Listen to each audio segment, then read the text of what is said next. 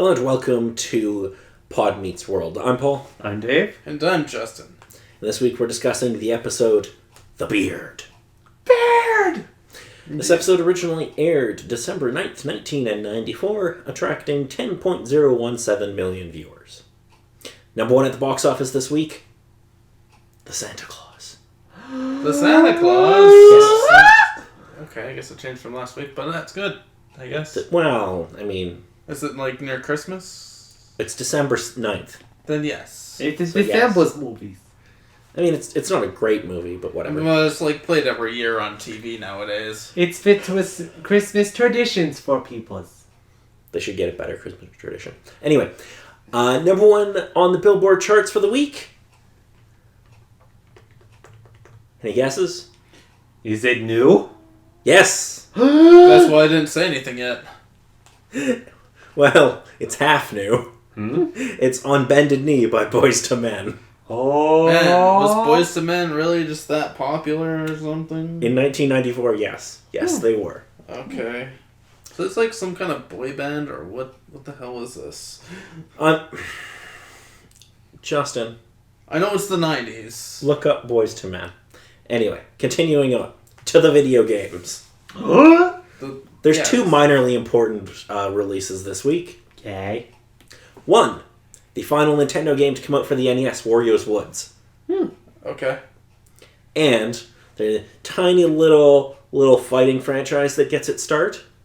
It's a little franchise called Tekken, Oh, Tekken. which I'm sure would never become popular. They only had like many sequels.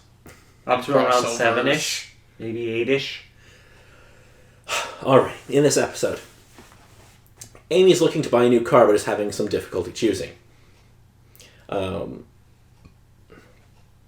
and Eric suggest that she buy a flashy sports car, but she opts for a practical minivan instead. Even though initially they were thinking of getting her a Harley. Sports car. Where's the They little wanted to girl get a going? Ferrari. Where's How the many little seats sister? does it have? 2, which is one more than the Harley we were considering. Oh, that's brilliant. In school, Sean has a dilemma as two girls, Linda and Stacy, both pass notes to go out with him. Finding it impossible to choose between them, he has a plan to date one of them while Corey dates the other, keeping her off the market until he's ready for her. But can't choose who to pick. Eventually, Corey goes out with Linda and they strike it off. They go to Chubby's, and as the evening goes well, they really get to know each other. This makes Corey feel very awkward, especially when Sean and Stacy also arrive at Chubby's. Sean also wants Debbie, even though Debbie isn't a real person. Yeah, so true. Man, I missed Debbie already. I love it. There is no Debbie! There's a Debbie somewhere. Sean's amazing. Back at home, Alan surprises Amy by having bought the minivan that Amy had described she wanted. To his surprise, rather than jumping for joy, Amy is very cross that Alan rushed into the purchase. Because getting the thing that they specifically asked for is not actually what they mean. Corey asks Eric for advice. Eric makes Corey see that everything is great as it is, provided Sean and Stacy don't break up. The next day, Corey witnesses Sean and Stacy breaking up, because that's the basis of comedy. Hello, welcome to Fate. Things are gonna go wrong. Unable to reconcile them then and there, he catches up with Stacy later at Chubby's, where he begs her to go out with Sean again. Linda comes in and points out this is exactly how Corey took her away from Sean. Corey tries to explain himself, but both girls now think he's a disloyal friend and a schemer. Sean comes in, and the girls show their sympathy for him as they leave. Corey and Sean have an argument because Corey liking Linda was not part of the original plan. The girls come back and hear the argument, and realizing what had been going on, decide to dump both of them. Oh. They're both behind me right now, aren't they? Yeah, they are. And then a round of applause from the other patrons of the place for watching the display. Sean's like, thank you. Corey's like, they're clapping because they hate us. Oh, well then, same to you. Alan and Amy go back to the car lot to return the van, and the car salesman starts acting like a marriage counselor and sets up an appointment for Tuesday. Which is the best. And you thought car salesmen were crazy before. It's so good. Yeah. Alan's like, I give you money, you give me metal, we drive away. Why is this so hard?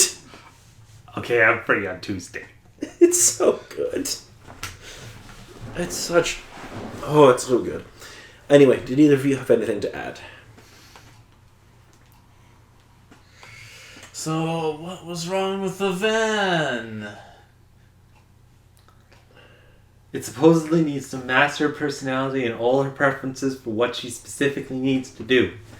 And that van, despite being a perfectly good van that could have been completely serviceable for doing the things that she needed, was not to her specifications. Apparently not, even though she thought and said that she liked it. But I think for the biggest thing is they just never had the chance of doing it together. It's a partnership. It needs to be a discussion between both of them to be sure that it's something that they'll both enjoy. Alright, so next week is this little episode called Turnaround. It's also going to be the Christmas episode. Although I don't think there's any Christmas in it. Oh well, don't matter. Corey mistakenly agrees to take a nerdy girl to the dance. He and Sean decide to give her a makeover in hopes that she'll become more popular. Oh boy. Mostly There is bollocks ahead. That sounds like bollocks, yeah. Mostly that one old song is playing through my head, just like, turn around, every now and then, something get the song going. Bleh. And if neither of you have anything to add, I've been Paul. Dave? And I'm Justin.